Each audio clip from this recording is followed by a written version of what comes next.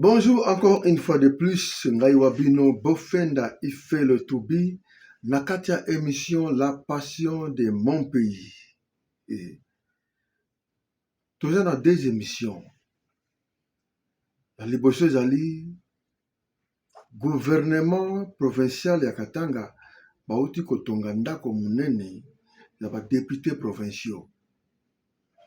Yami Bale Ezali Basango ya Pasteur Roland Dalo.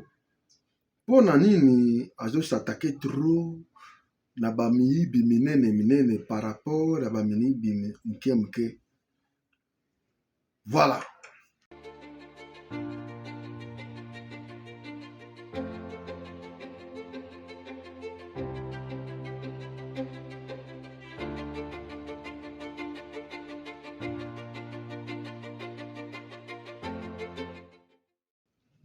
Félicitations na gouverneur ya Katanga au Katanga Jacques Kiabula Chapwe.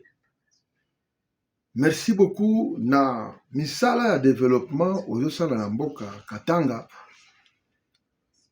Botongami ya ndako ya ba député provinciaux ya munene euti kosalema. Botala ba image kitoko. Jango wana.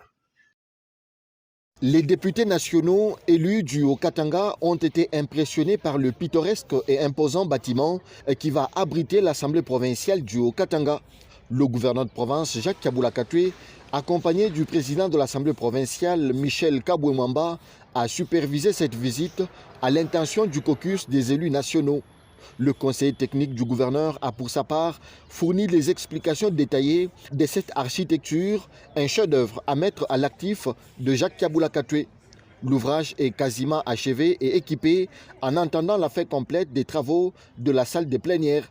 Du rez-de-chaussée, en passant par les 3 étages que compte cette bâtisse, les élus nationaux savent désormais tout sur les futures conditions de travail des élus provinciaux. Chacun des 48 élus locaux possède son propre bureau de travail ici, dans ce bâtiment. Nous sommes unanimes, en tout cas tous les députés, nous sommes vraiment unanimes. Le travail que nous avons vu ici, les bâtiments construits et équipés, c'est très bien, c'est même très beau. Nous ne pouvons que féliciter le gouverneur. À l'unanimité, les élus nationaux du Haut-Katanga ont salué la modernisation de la province impulsée par Jacques Kiabula Katwe. Ata bongo na zomituna sikoyo constitution oyo tozo changer.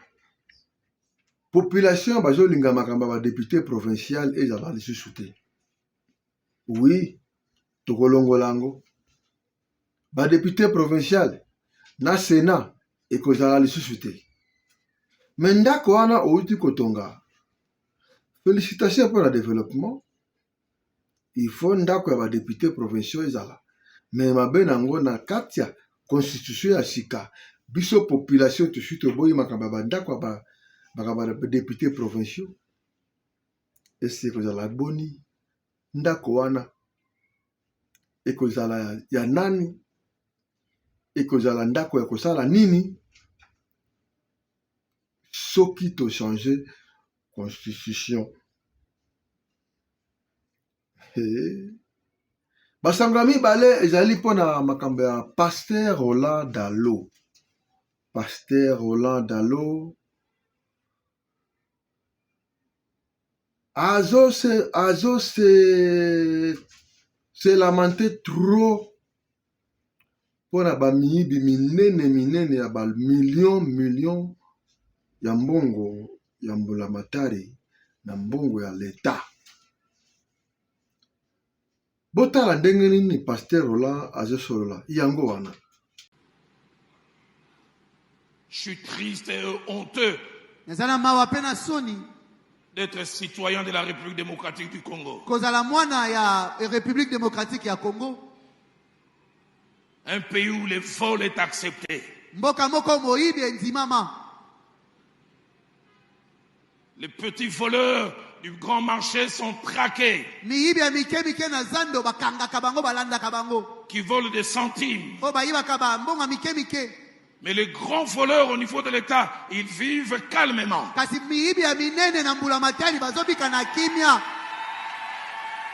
Et ce qui me choque, Pe oyo etutisaka nga motema. même de supposés politiques chrétiens, Ata ba oyo babengamaka bato ya politiki ba Kristu.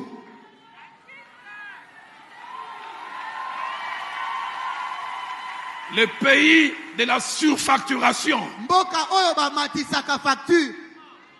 Telle route, on doit faire à 1 million. Atabaïbaka, 7 millions. Nzela oyo esengeli babongisa yango na 1 million. Même si on volait, on baptise comme 7 millions. Un jour, je parlais avec un politique. Et les gens en responsabilité, il me parlait d'un frère en Christ que j'ai connu.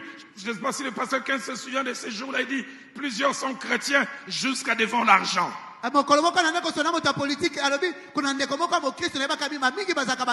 les gens de relations qu'ils avaient, comment ils faisaient certaines choses attachées à sa famille. Telle route à réfectionner. Le vrai prix, c'est 5 millions. Les chrétiens nés de nouveau parleurs en langue, il vient présenter 25 millions. C'est là où 5 millions. Il y a 25 millions. Même si on devait voler. Je lève mes mains sans me s'occuper d'Abino. Que mon Dieu s'occupe de vous. Amen. On n'arrive pas à construire des routes à cause des fous. Les enfants n'ont pas de couverts dans des hôpitaux à cause des fous. Que Dieu, mon Dieu, s'occupe des fous, de vos femmes, de vos bureaux, de vos tiroirs. Je fais une prière. Que vos maisons acquises par les vols puissent s'écrouler.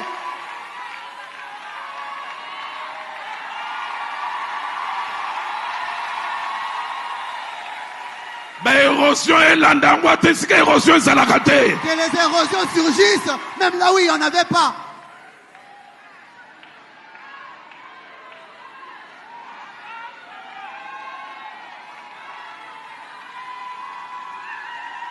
Si tu te dis politique et chrétien, montre-moi tes rapports avec l'argent. Je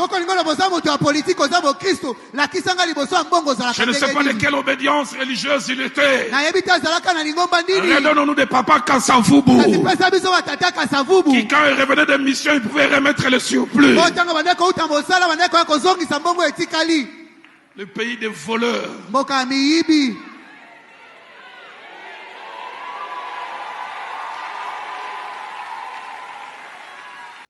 Voilà encore Bomoni.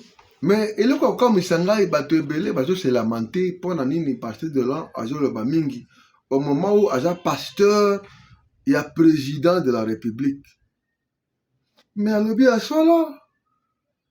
Mais Bato ya IDPS, c'est bien Bato ya IDPS. Bato se lamenter trop pour namakamba pasteur Laurent Lalo. À l'objet à solo. Ba ministre ou le président Nabino.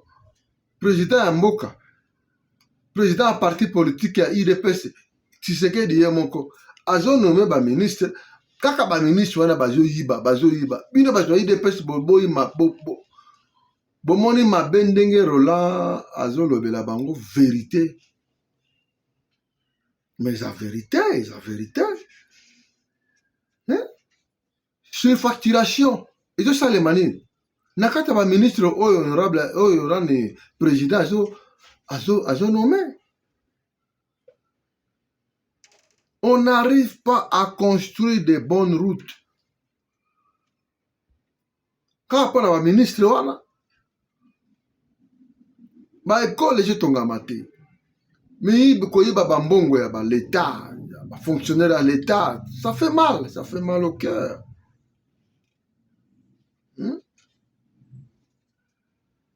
Mais il avait raison. Bonangai. Raison. Dalo, as un vrai pasteur. Ce que moni mabe, il peut aller au Belango. Ce que suyo, ils a yonde. Ils a les banga la molili. Ba boaki ango. Yo siliki. Donc, ils a yo.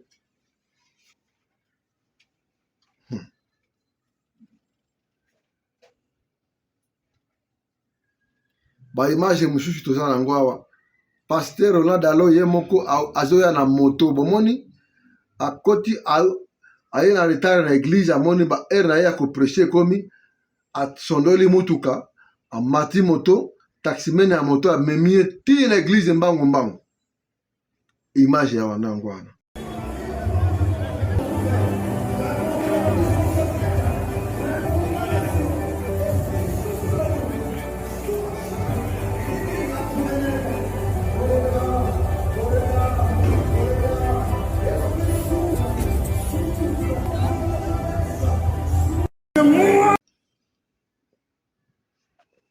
bomoni akoti na église na séminaire pa omela te oyo nyonso baembouteillage ya Congo bato bazokoka te kotia molongo na kati ya balabala pour que baembouteillage wana esila.